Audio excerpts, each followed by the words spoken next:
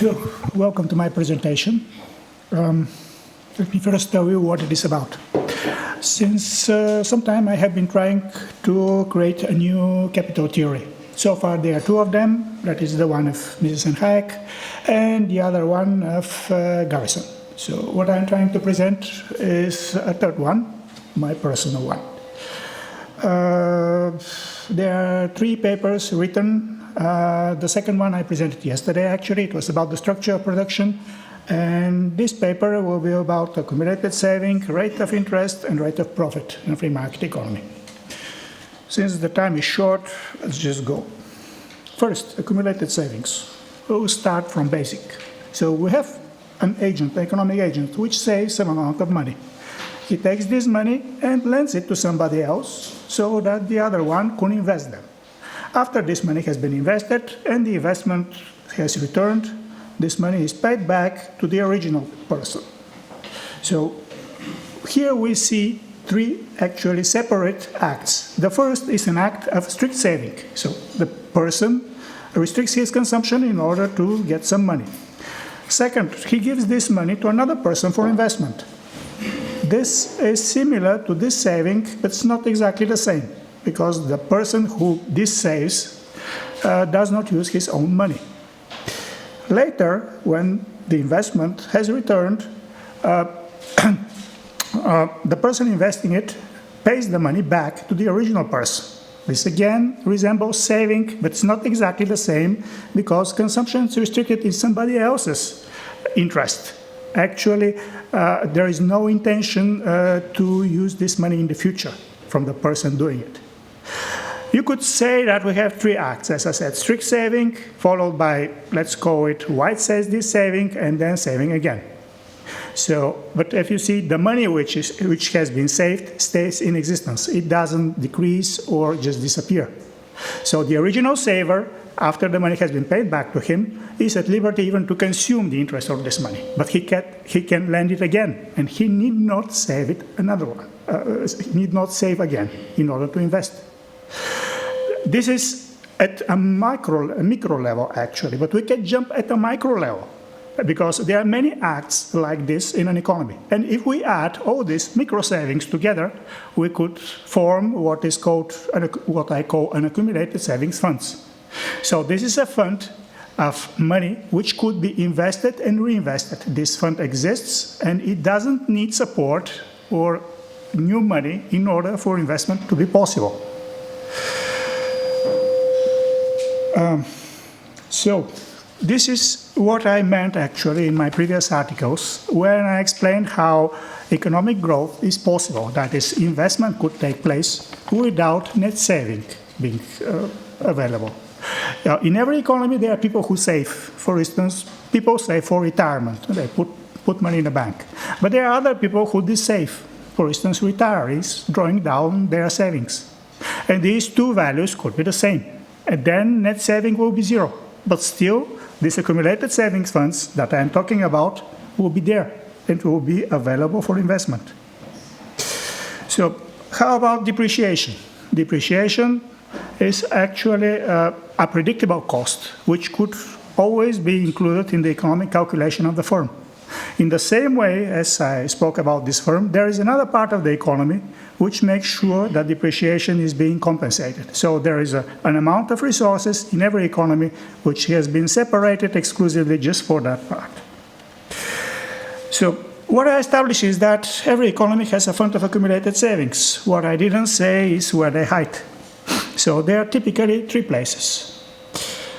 Note that my discussion is for a free market economy with a fixed monetary supply.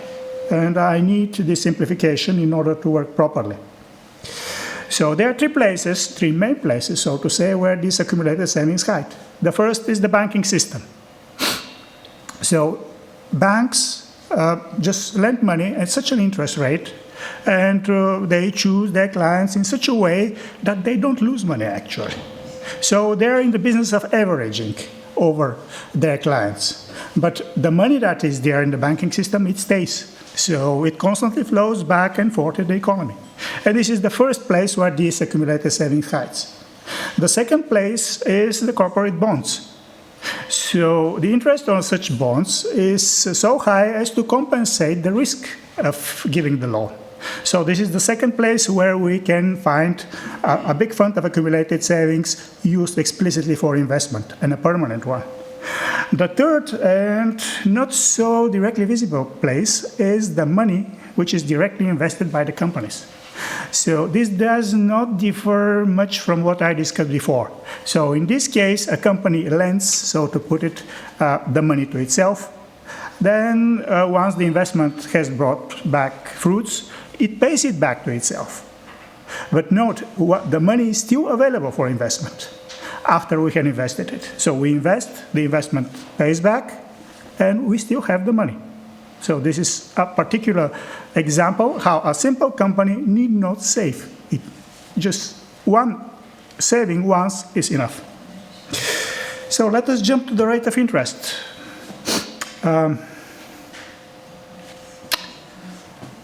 And how it is related to savings. What I stated is that there is a accumulated savings fund. And a part of this fund is directly invested. That is, a company invests its savings directly in the production. And what this investment brings back is actually profit. But the other part, that is specifically the money from the banking system and from bonds, they are being lent out to other companies. And this is what brings back interest. So there is a difference between interest and profit, the way how it has been organized. So let us continue with the rate of interest. So in my view, they could be, how to say, in a barter economy, they could be only local rates of interest. So I lend you some amount of some good, and you pay me back more of it. But these rates of interest are separate. In order for them to interact, what we need is money, because the money is the common denominator, it's the common good, which allows everything to be compared with each other. Fine. So in a free market economy with a fixed monetary supply, we can see the natural rate of interest actually, because it will be there, it won't be affected. So let's say a bank lends money. Yes, there is a risk component to it, but if we average over the risk component, we'll get the value of 0. So we can observe it, or I believe in such an idealized setup, we can observe it. Fine, but what are the determinants of the rate of interest? As I said, the rate of interest, the way I see it, is determined by the amount of accumulated savings that have been lent out. But this has consequences, and in particular about the prevalent rate of interest, the prevalent interest rate theory, which is accepted in the Austrian economics, and that is the pure time preference theory. The pure time preference theory states that people, how to say, how much they save is determined by their current preferences. However, in reality, this is not so. What matters is how much has been saved, what this amount of accumulated saving is. And it is not determined by our previous preferences, but it is determined also by our previous ones. So in a way, this is a composite parameter. You could put it that way. The pure time preference theory is a time-independent theory. So how much we save in one period is practically does not depend on the previous one. In reality, the interest rate is a time-dependent parameter. That is, it depends how much we have saved in the previous periods. Let us jump to the relation between the rate of interest and rate of profit. Again, we are talking about a free market economy, and now with a fixed monetary supply, and I will discuss a simple bank. A simple bank has some equity capital and some capital, lending capital, typically from outside. So C is the equity capital, CL is the lending capital. I is the income or interest which the bank receives. Then we can define the profit rate, which is the income or interest divided by the overall capital of the bank. This is by definition. We can just rearrange this formula by just multiplying by the overall capital, dividing by the lending capital, and then dividing, and then rearranging it again. By definition, the interest divided by the lending capital is the interest rate. So what we get from all these formulas at the end is this one. So what does it state? It states that the rate of interest is the rate of profit plus the so-called capital ratio plus 1. The capital ratio is actually the ratio of the own capital of the bank divided by the lending capital. And it's a relatively small number, less than 1, but still it's bigger than 0. So what we get is that for this bank, the profit rate and the interest rate are not the same, because the capital ratio is bigger than 0. So basically the rate of interest must always be higher than the rate of profit. And this is a significant conclusion, because it applies not only to this bank, it applies to all banks in this free market economy. So what we found actually is that the rate of interest and rate of profit are not one and the same thing. And moreover, the rate of interest is higher than that. Why is that? The reason is that we postulated implicitly that all capital in an economy must have equal returns. And this applies to the own capital of the bank. But this capital is necessary. It is the capital that allows lending. This is all the machines, people, buildings that just allow for this money to be lent. So, and it is this capital that needs some rate of return, and that's what makes the interest rate higher than the profit rate. What is not clear from this formula is what depends on what. In other way, does the profit rate determine the interest rate, or the other way around, or I don't know. So in my view, it is the profit rate that determines the interest rate. When one is looking for, relation between two variables, the best way to search for the cause is to see what changes first and what changes second.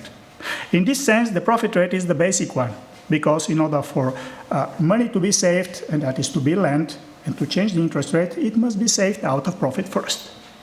So, to me personally, profit rate is the determinant of the interest rate. You can look at it from another point of view. Can we imagine an economy in which no money is lent? And could such an economy exist? Actually, yes, it could. This would mean that all companies invest whatever they have saved in themselves. So some money will be invested and the economy will grow. Yes, it will be a slow, subpar growth, but growth nevertheless. Fine. So let us jump to the other significant problem.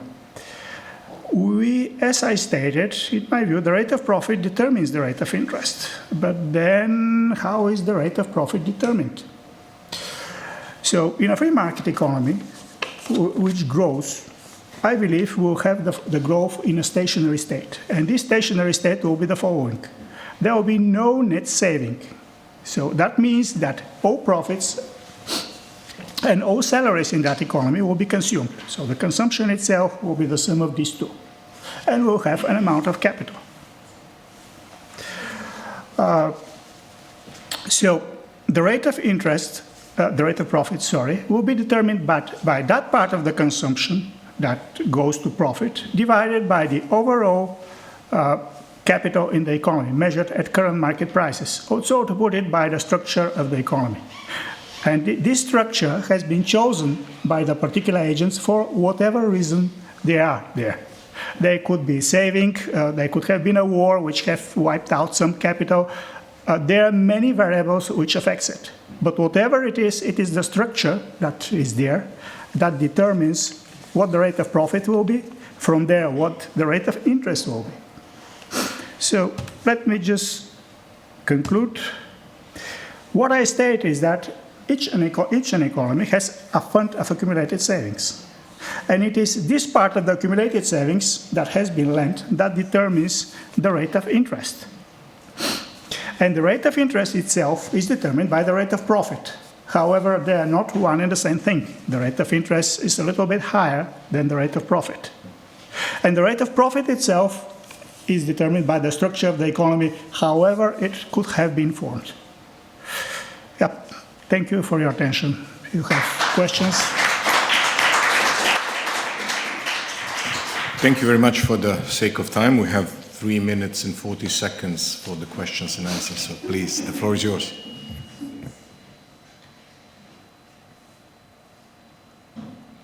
First time. I believe they are under stress. Probably, but we need to learn and live by the stress and with the stress. Second time, are there any questions?